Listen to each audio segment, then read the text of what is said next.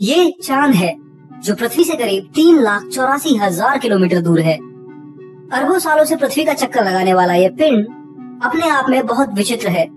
इसकी जो दूरी आप अपनी आंखों से आसमान में देखते हो वो असल में आपको धोखा देती है। वास्तव में हमारा चांद हमसे बहुत दूर है, इतना दूर है कि इसकी दूरी में ही सोलर सिस्टम के सभी 8 ग्रह समा सकते हैं। मानव इतिहास में कोई भी इंसान चंद्रमा से आगे नहीं जा सका है। अब तक केवल 24 लोग ही चांद पर गए हैं, जिसमें से 12 लोगों को ही चांद पर उतरने का मौका मिला है। लगभग 105 रोबोटिक मिशन हमारे चांद पर हो चुके हैं और हर साल दुनिया के ताकतवर देश इस विशाल पिंड पर कोई न कोई मिशन भेजते ही रहते हैं। चंद्रमा, जिसे आप हर रात देखते हो, मुझे हमेशा हैरान कर देता है। मैं यह देखकर हैरान रह जाता हूँ कि पृथ्वी से आकार में 1/4 ये पिंड कैसे अरबों सालों से पृथ्वी पर जीवन के लिए खास क्लाइमेट बनाने में मदद करता है और कैसे ये चांद पृथ्वी के विशाल समुद्रों में लहरों को उठा देता है। पृथ्वी पर जीवन का वरदान देने वाला चांद खुद एक ऐसा ऑब्जेक्ट है जिस पर कभी भी लाइफ नहीं पनप सकती, क्योंकि इसका कोई वातावरण नहीं है और न ही इस पिंड पर कोई खास चीज होती है। ये एकदम वीरान और शांत ऑब्जेक्ट बना हुआ है। पर पूरे सोलर सिस्टम में ऐसा नहीं है। करीब 200 से ज्यादा चांद हमारे सोलर सिस्टम में अभी तक खोजे गए हैं, जो हमारे चांद की तरह ही अपने ग्रह के चक्कर लगाते हैं। हर एक चांद अपने आप में आपके होश उड़ा सकता है। पृथ्वी के चांद की तरह ये एकदम शांत नहीं है, बल्कि बहुत खतरनाक है। इन पर हर समय आग और बर्फ बरसती रहती है। कोई इतना ठंडा है कि वहाँ पर आपकी ऑक्सीजन गैस भी जम करके सॉलिड बन जाती है, तो किसी चांद पर बर्फ की तोपें लगातार करोड़ों सालों से चल रही हैं। कई चांद ऐसे भी हैं जिसमें आप किसी सुपर हीरो की तरह उड़ सकते हो, तो एक चांद ऐसा भी है जो हमारे लिए भविष्य में हमारा घर भी हो सकता है। आज के इस वीडियो में हम इन्हीं चंद्रमाओं यानी मून्स के बारे में जानेंगे और एक हाइपोथेटिकल जर्नी भी करेंगे, जिसमें हम एक दिन चांद पर गुजारेंगे और देखेंगे कि अगर हम यहाँ लैंड कर जाएं तो हमारा किस चीज से सामना होगा। यकीन मानिए ये सफर बहुत रोमांचक होने वाला है, तो इसलिए वीडियो को पूरा जरूर देखिए। अगर आप ये समझते हैं कि ज्वालामुखी यानी वोल्केनो के धमाके केवल पृथ्वी पर होते हैं, तो आप एकदम गलत हो। पृथ्वी से 63 करोड़ किलोमीटर दूर एक ऐसा पिंड या कहें तो चांद है जिसमें इतने भयानक ज्वालामुखी हैं कि उसके सामने पृथ्वी के ज्वालामुखी भी पटाखे जैसे लगने लगते हैं। इस ज्वालामुखी को सौरमंडल का सबसे विशाल ज्वालामुखी भी माना जाता है, जो कि बृहस्पति ग्रह यानी जुपिटर के एक मून आयो पर स्थित है। पृथ्वी के चांद यानी हमारे मून से ये आकार में थोड़ा बड़ा है और बहुत तेज गति से जुपिटर के चक्कर लगाता है। अगर आप इस चांद पर उतरते हो तो सबसे पहले आपका स्वागत सल्फर डाइऑक्साइड के बादलों से होगा। उसके बाद आपको यहाँ पर 400 ऐसे ज्वालामुखी दिखाई देंगे जो बस फटने की कगार पर हों। कई ज्वालामुखी तो आपको ऐसे मिलेंगे जो आकार में माउंट एवरेस्ट से भी कई गुना बड़े हैं और अपना लावा 100 किलोमीटर तक अंतरिक्ष में छोड़ते हैं। उसके बाद आपको यहाँ पर देखने को मिलेगा वो ज्वालामुखी जिसके सामने पृथ्वी के सभी ज्वालामुखी यानी वोल्केनो भी माचिस की तिल्ली के बराबर रह जाते हैं। लगभग 200 किलोमीटर का मुंह खोले यहाँ खड़ा है लोकी पचेरा नाम का वो ज्वालामुखी, जो कि बस अब फटने की कगार पर ही है। हर 400 से 600 दिनों में एक बार छोटा धमाका करता है, जिसे आप पृथ्वी से टेलीस्कोप से भी देख सकते हो। अब इस वोल्केनो में मैग्मा और लावा इतना इकट्ठा हो चुका है कि जब ये फटेगा तो 500 किलोमीटर तक ये ज्वालामुखी अपना लावा अंतरिक्ष में फेंक देगा। पूरा चांद इस ज्वालामुखी से निकलने वाले धुएं में ढक जाएगा। इस ज्वालामुखी धमाके में ज्यादा टाइम नहीं बचा है और हो सकता है कि आप इसे आने वाले कुछ ही सालों में अपनी आंखों से देख पाओ। पर क्या आपके मन में ये सवाल आया है कि आखिर इस चांद पर इतने विशाल ज्वालामुखी क्यों हैं? कहीं और किसी और ग्रह पर तो हमने 200 किलोमीटर चौड़े ज्वालामुखी को नहीं देखा है। तो इसका जवाब है जुपिटर की जबरदस्त ग्रेविटी। ये ग्रह इस हद तक इस चांद को अपनी ओर खींचता है कि इसकी शेप तक बदल जाती है। वहीं इस चांद की खुद की ग्रेविटी फोर्स अपनी सतह को सेंटर की ओर खींचती है, जिससे इतना दबाव ये बेचारा चांद झेलता है कि इसके ज्वालामुखी इतने विशाल और खतरनाक बन जाते हैं।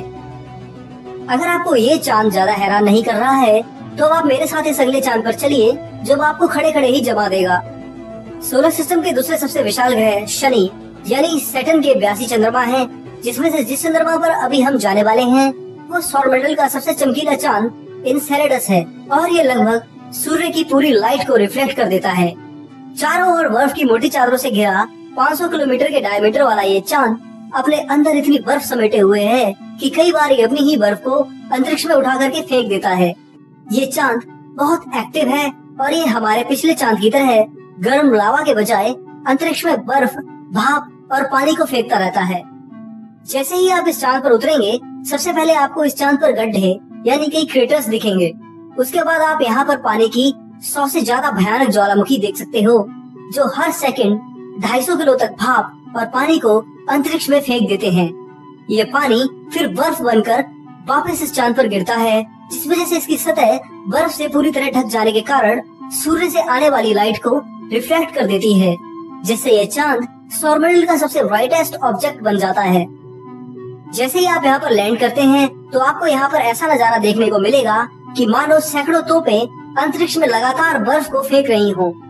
2005 के मिशन के दौरान जब कैसिनी प्रोब यहाँ से गुजरा था, तो उसने बहुत कीमती डेटा हासिल किया, जिस पर वैज्ञानिकों ने अनुमान लगाया है कि यहाँ की सतह से 25 किलोमीटर नीचे शायद एक विशाल समुद्र हो सकता है, जो यहाँ पर अरबों सालों के बाद जीवन जीने के लिए एक अच्छी जगह बन सकता है। फिलहाल तो ये चांद आपको जमा करके खत्म कर सकता है। दूसरा, ये शनि ग्रह के इतने तेज चक्कर लगाता है कि आप हैरान रह जाओगे। आप अगर टेलीस्कोप से इस चांद को देखोगे तो आप इसे आसानी से शनि ग्रह के चक्कर लगाते हुए देख सकते हो। हर 33 घंटे में ये 1,16,000 किलोमीटर चौड़े ग्रह के चक्कर को पूरा कर लेता है। वहीं हमारे चांद को पृथ्वी का एक चक्कर लगाने में 27 दिन लगते हैं। बर्फ की ज्वालामुखी फेंकने वाले इस चांद के बाद अब हमारा सफर है उस चांद की ओर, जहाँ पर जाकर के आप किसी सुपर हीरो की तरह उड़ने का मजा ले सकते हो। पृथ्वी से 98 करोड़ किलोमीटर दूर इस चांद का नाम है टाइटन, जो कि शनि ग्रह का सबसे बड़ा चांद यानी मून है। मरकरी ग्रह से भी बड़े इस चांद पर 2004 तक हमें पता ही नहीं था कि इसकी सतह कैसी होगी, पर जब कैसिनी प्रोब ने अपने 13 साल के मिशन में इसके कई चक्कर लगाए, तब हमें पता चला कि ये चांद एकमात्र ऐसा चांद इस पूरे सौरमंडल में है जिसका अपना एक एटमॉस्फेयर है। इस चांद पर बादल बनते हैं, नदियां हैं, झीलें हैं और तो और इस चांद पर आपको मीथेन और इथेन के समुद्र भी देखने को मिल जाएंगे। पृथ्वी के मुताबिक इस चांद का वातावरण 50% घना है और ग्रेविटी 6 गुना कम है, जिस कारण अगर आप एक एरियल सूट पहनकर इस चांद पर भागोगे तो तुरंत उड़ने लग जाओगे। यहाँ की हवा के सहारे आप इतनी दूर तक उड़ सकते हो जो पृथ्वी पर नामुमकिन होता। आप झीलें, नदियाँ और मीथेन के समुद्र के साथ साथ बहुत सी चीजों को उड़ते हुए देख पाओगे जो आप कभी सपने में भी नहीं कर सकते थे। पर टाइटन केवल यहीं तक हैरान नहीं करता है। इसके अलावा इस चांद पर आपको मीथेन गैस के और नेचुरल गैस के वो भंडार मिल सकते हैं जितने पृथ्वी पर भी मौजूद नहीं हैं। एक तरह से इस ग्रह पर तेल ही तेल बरसता है। हालांकि इस चांद पर वातावरण तो है, पर ये अभी भी हमारे लिए रहने के लायक नहीं है। -179 डिग्री सेल्सियस के एवरेज सरफेस टेम्परेचर वाले इस चांद पर जब आप उतरोगे तो आपको केवल बर्फ की 24 किलोमीटर मोटी चादर हर जगह दिखाई देगी। साथ में बादलों से बरसती मीथेन और उसकी नदियां भी आपको देखने को मिलेगी। पर सबसे मजेदार नजारा जो इस चांद पर होगा वो है शनि ग्रह को बहुत पास से देखना और उसकी रिंग को एकदम करीब से टच करना। ये इतना शानदार नजारा होगा कि जिसकी कल्पना भी शायद हम सपने में नहीं कर पाते हैं। खैर, इस सपने जैसी दुनिया के बाद हमें थोड़ी और यात्रा करनी है और जाना है अगले चांद की ओर, जो आपको एक अखरोट यानी वॉलनट जैसा दिखाई देगा। शनि ग्रह से 35 लाख किलोमीटर दूर परिक्रमा करने वाला उसका ये चांद आयापिटस समूचे सौरमंडल का सबसे विचित्र चांद है। अपने ग्रह से इतनी दूर होने के बाद भी ये टाइडली लॉक्ड है, जिस वजह से इसका एक हिस्सा हमेशा इसके प्लेनेट की ओर रहता है तो दूसरा उससे दूर। इसके अलावा इसकी शेप बहुत ही अनोखी है, क्योंकि इसका एक हिस्सा यानी एक हेमिस्फीयर काफी ब्राइट है तो दूसरा हिस्सा और हेमिस्फीयर बहुत डार्क है। वैज्ञानिक आज तक इस रहस्य को समझ नहीं पाए हैं। 2007 में जब कैसिनी प्रोब ने इस पर नजर डाली तो देखा इसके इक्वेटर पर एक 10 किलोमीटर ऊंची एक लाइन बनी हुई है जो इसे 2 हिस्सों में बांट सी रही है। आप तस्वीर में आसानी से इसे देख सकते हो। कोई नहीं जानता है कि ये लाइन आखिर बनी कैसे है। जैसे ही आप इस 736 किलोमीटर चौड़े पिंड पर उतरोगे तो सबसे पहले आपको इस पर कई गड्ढे दिखाई देंगे और उसके बाद आपको बर्फ ही बर्फ मिलेगी। करीब 3/4 भाग इसका बर्फ में दबा हुआ है तो बचे हुए भाग में पत्थर ही पत्थर है। सबसे अच्छी बात आपके लिए जो होगी कि आप इस चांद पर खड़े होकर पूरे शनि ग्रह और उसके विशाल रिंग्स को एकदम सामने देख पाओगे और साथ में आप जुपिटर और उसके चांदों को भी साफ साफ देख सकोगे। इसके अलावा भी बहुत से चांद हमारे सोलर सिस्टम में मौजूद हैं, पर उनका अभी हमारे पास कोई खास डेटा अवेलेबल नहीं है। 200 से ज्यादा चांद खोजे जा चुके हैं, जिसमें से सबसे ज्यादा चांद जुपिटर और सैटर्न जैसे विशाल गैसीय ग्रहों के हैं, और मरकरी और वीनस बेचारे तो ऐसे ग्रह हैं जिनके पास अपना कोई भी चांद नहीं है। खैर, अब हम वापस अपनी अर्थ की ओर आ रहे हैं और एक बार फिर अपने मून की ओर चलेंगे। क्या आप जानते हो कि हमारे चांद की जो मिट्टी है वो वास्तव में बहुत खतरनाक है।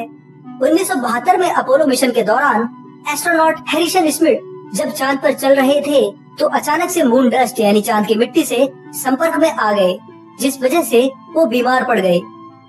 बाद में नासा ने जब इस मिट्टी की जांच की तो इसे जहरीली मिट्टी घोषित कर दिया, क्योंकि हमारे मून की जो डस्ट थी वो पृथ्वी की तरह नहीं थी, बल्कि ये वहाँ पर आने वाले उल्कापिंड के टुकड़े हैं जो कि बहुत ही शार्प और कभी भी खत्म नहीं होते हैं। अगर आपने गलती से भी इसकी डस्ट को इनहेल यानी सांस के जरिए अपने शरीर के अंदर ले लिया तो आपके 90% लंग्स 24 घंटों के अंदर ही बेकार हो जाएंगे और दिमाग के सेल्स पर भी बहुत खतरनाक प्रभाव पड़ेगा। वास्तव में चांद दूर से ही अच्छा दिखता है, पास से तो आपको केवल यहाँ चारों ओर अंधेरा और खतरनाक डस्ट के अलावा कुछ नहीं दिखेगा। अब लास्ट में आपके लिए एक मजेदार सवाल, क्या आपने कभी ये बात नोट की कि सोलर सिस्टम में 200 से ज्यादा मून्स हैं, पर उन सभी मून्स के अपने अपने नाम हैं, यानी सभी 200 चांद अपने अपने नामों से जाने जाते हैं। केवल एकमात्र हमारा चांद ऐसा है जिसका अपना कोई नाम नहीं है, इसे केवल चांद या मून ही बोलते हैं। आखिर ऐसा क्यों है?